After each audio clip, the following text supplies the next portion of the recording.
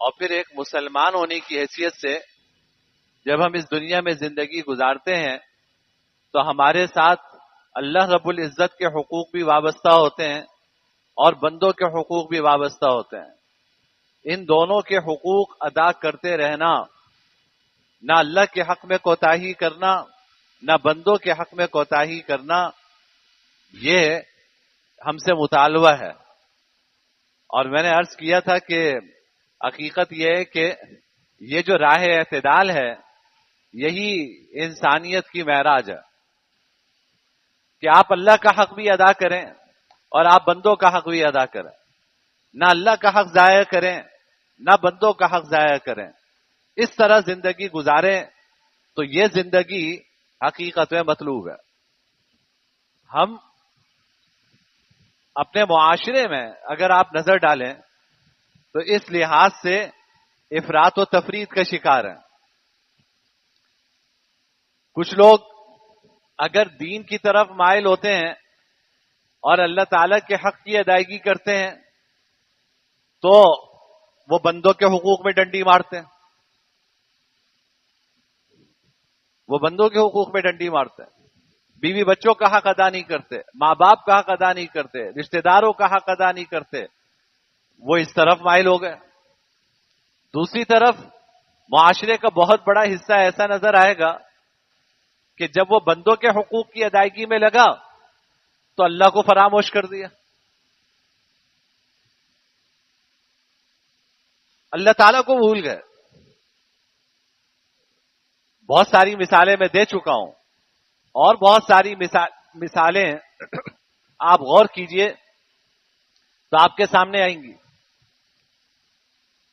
کہ بھائی مثلاً گھر میں اللہ تعالیٰ نے خوشی عطا فرمائی، شادی کی تقریب ہے، بیٹے کی شادی ہے، بیٹی کی شادی ہے، تو اللہ رب العزت کا احسان ہوا تو آپ اس قابل ہوئے نا کہ اپنے بچوں کا رشتہ کر سکے آپ، اللہ تعالیٰ نے اچھا رشتہ عطا فرما دیا اور شادی کے حوالے سے آپ تقریب منعقد کر سکے، یہ اللہ رب العزت کا احسان ہے اور یہ بچوں کا حق ہے۔ وقت پر بچوں کا رشتہ کروانا یہ ماں باپ کے اوپر بچوں کا حق ہے۔ حدیث سے فرمایا کہ حضرت علی سے فرمایا کہ دیکھو جب رشتہ مل جائے اس وقت اس کے بعد رشتے میں تاخیر مت کرنا، مناسب رشتہ مل جائے تو پھر نکاح میں تاخیر مت کرنا، یہ اس کا حق ہے بچوں کا کہ آپ ان کے لیے مناسب رشتہ تلاش کریں اور کر کے جو ہے ان کا رشتہ کروائیں، ان کا نکاح کروائیں، یہ آپ کے اوپر حق ہے۔ لیکن ہم اس حق کی ادائیگی میں بسا اوقات اتنا منہمک ہوتے ہیں کہ اللہ کو فراموش کر دیتے ہیں۔ بچوں کی خوشی اچھی بات ہے، لیکن کیا یہ ضروری ہے کہ بچوں کی خوشی میں اللہ کو ناراض کیا جائے؟ کیا یہ دونوں باتیں جمع نہیں ہو سکتی؟ جناب نبی کریم سرور دو عالم صلی اللہ علیہ وسلم نے اپنی 4 صاحبزادیوں کا نکاح کروایا، تو کیا اللہ کو ناراض کر کے کروایا؟ بچیوں کا رشتے کروائے حضور نے، اپنی وسعت کے مطابق ان کے لیے جو انتظام کر سکتے تھے وہ بھی فرمایا، لیکن اللہ کو نہیں بھولے۔ ہمارے ہاں مسئلہ یہ ہے کہ بچوں کی خوشی کی بات جب آتی ہے تو آپ اس خوشی کو پورا کرنے میں اتنا آگے بڑھتے ہیں کہ آپ کو یہ فکر نہیں ہوتی کہ میرے اللہ ناراض ہو رہے ہیں۔ مثلا اسراف سے کام لینا، جتنی گنجائش ہے آپ کی، آپ اس حد تک نکاح کیجئے، آپ اس حد تک ولیمے کی دعوت کیجئے، آپ اس حد تک بارات کی دعوت کیجئے۔ آپ قرضے لے کے ولیمہ کر رہے ہیں، آپ قرضے لے کے لمبی چوڑی دعوت کر رہے ہیں تاکہ لوگ یہ یاد رکھیں کہ بھائی فلاں نے اپنے بچے کا ولیمہ کیسا کیا تھا، تو کیا اللہ راضی ہوں گے اس سے کہ آپ لوگوں سے قرضے لے کر آپ بارات کی دعوت کر رہے ہیں، آپ ولیمہ کی دعوت کر رہے ہیں؟ کہ اللہ اس سے راضی ہوں گے؟ آپ نے موسیقی کا ایسا انتظام کیا کہ دنیا آشش کر رہی ہے کہ واہ کیا انگریزی گانے لگائے. صاحب کو لکھنا تو آتا نہیں، دستخط کرنے تو آتے نہیں، انگوٹھا چھاپ ہیں، لیکن شادی میں انگریزی گانے لگیں گے، انگریزی میوزک شادی میں بجے گا. اب آپ بتائیے کہ آپ یہ میوزک بجا رہے ہیں شادی میں اور گانوں کا انتظام کیا ہوا آپ نے، تو کیا اللہ اس سے راضی ہوں گے؟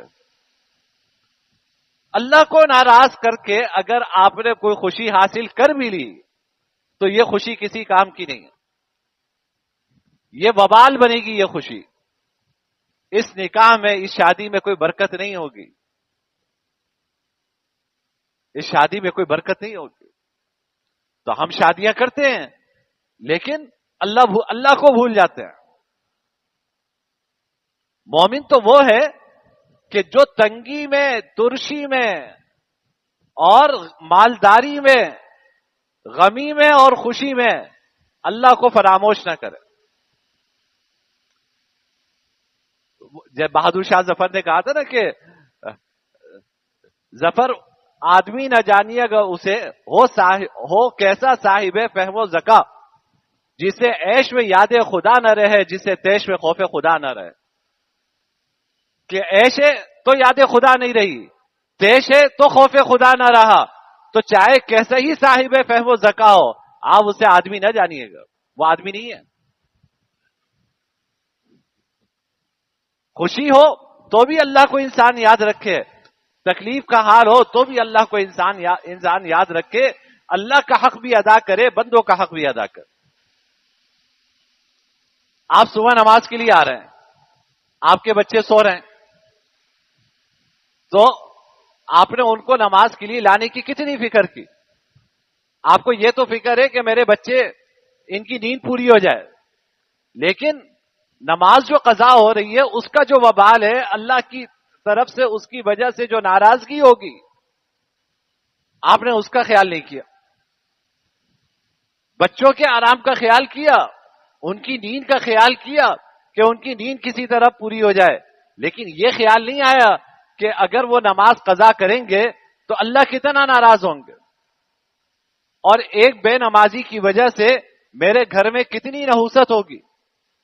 حدیث میں آتا ہے کہ ایک بے نمازی کی نحوست 40 گھروں تک جاتی ہے. ایک بے نمازی کی نحوست 40 گھروں تک جاتی ہے. تو آپ خود سوچئے کہ جس گھر میں بے نمازی پڑا ہوا ہے، بچے بچیاں نماز نہیں پڑھ رہے اس گھر میں نحوست کا کیا عالم ہوگا. اب اس کے گھر میں ہوتے ہیں لڑائی جھگڑے، تو مولوی صاحب کے پاس آتے ہیں کہ جی کسی نے جادو کر دیا، کوئی تعویذ دے دیں. آپ دیکھو، مثال سے میں آپ کو سمجھاؤں، کنویں میں کتا گر گیا، سارا پانی نکال دیا، کتا نہیں نکالا، آپ کا کنواں پاک ہوگا؟ جس چیز کی وجہ سے وہ نحوست ہے اس کا علاج کیا نہیں، کنویں کا سارا پانی نکال دیا، کتا وہیں کا وہیں پڑا ہوا ہے. تو جو اصل بیماری کا اور نحوست کا گڑھ ہے وہ اس کی فکر نہیں ہے. تعویذ بھی ہو رہی ہے، منتر بھی ہو رہا ہے، کسی سے عملیات بھی کروا رہے ہیں، سب کچھ ہو رہا ہے، لیکن بھائی وہ جو نحوست کی وجہ ہے اس کو تو گھر سے دور کرو.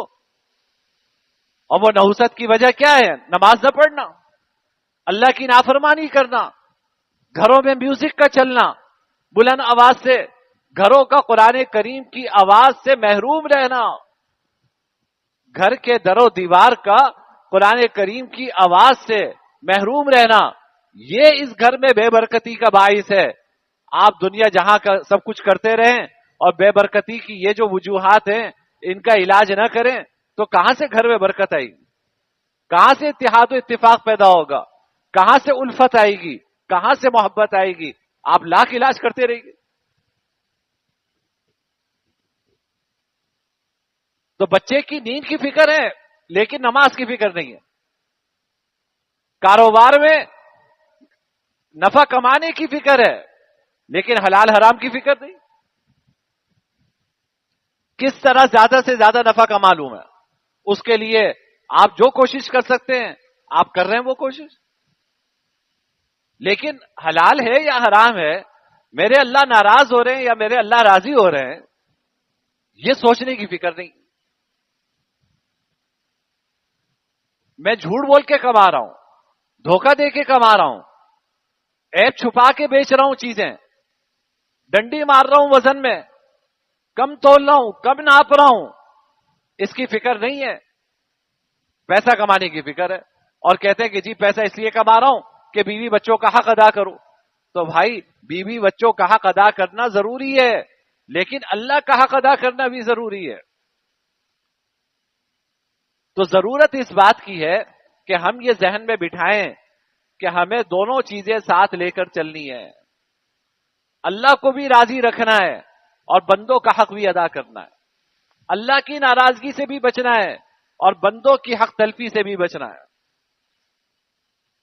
اور سچی بات یہ ہے کہ بندوں کی حق تلفی بڑا خطرناک معاملہ ہے. اللہ تعالیٰ تو بڑے کریم ہیں. آپ ندامت کا ایک آنسو بارگاہ الہی میں بہا دیں، اللہ آپ کے سارے گناہ معاف فرما دیں گے. ندامت کا ایک آنسو بارگاہ الہی میں گر جائے، دل سے انسان نادم ہو، اللہ سے توبہ کر لے ایک مرتبہ، اللہ تعالیٰ 100 ماؤں سے زیادہ محبت کرتے ہیں.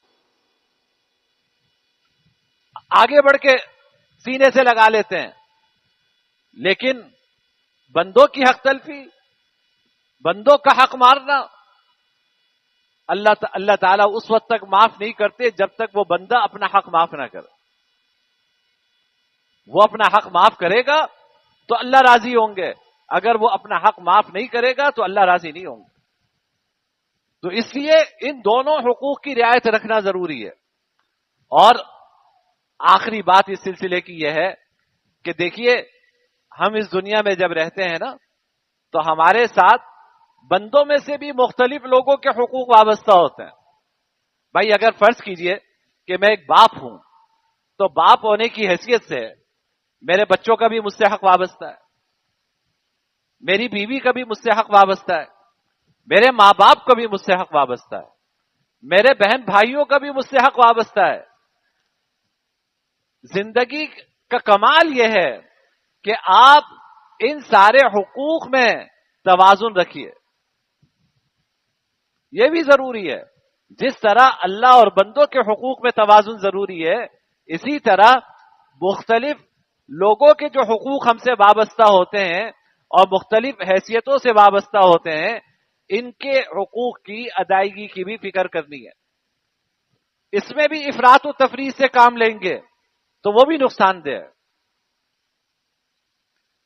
مثلا شادی ہو گئی، بیوی آ گئی، بچے ہو گئے، اب ماں باپ کہاں گئے؟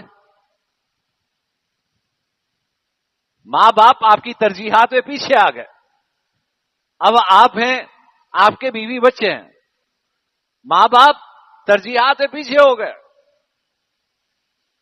عام طور پر جب ہمارے بیوی بچے ہوتے ہیں تو ماں باپ کا جتنا خیال ہمیں رکھنا چاہیے، سچی بات یہ ہے کہ ہم وہ نہیں رکھ پاتے. یہ زیادتی ہے.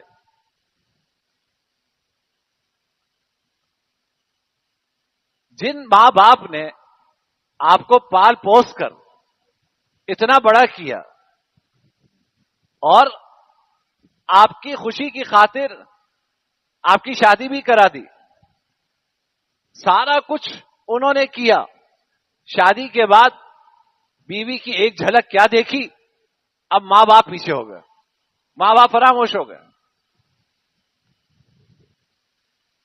نتیجہ یہ کہ بیوی کے ہو کے رہ گئے، ماں باپ جو ہے وہ پیچھے چلے گئے.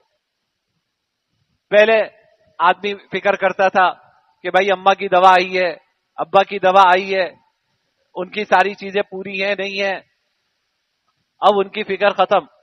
اب یہ فکر ہے کہ بیوی کی یہ چیز آئی، یہ نہیں آئی، بچوں کی یہ چیز پوری ہو رہی ہے نہیں ہو رہی. ماں باپ کہاں گئے؟ ماں باپ پسے پوچھ چلے گئے. یہ حد درجے زیادتی کی بات ہے. اور اگر ماں باپ کی طرف پوری توجہ ہو رہی ہے تو پھر ایسا نہ ہو کہ بیوی بچوں کی حق تلفی ہو. اس کا خیال رکھنا بھی ضروری ہے.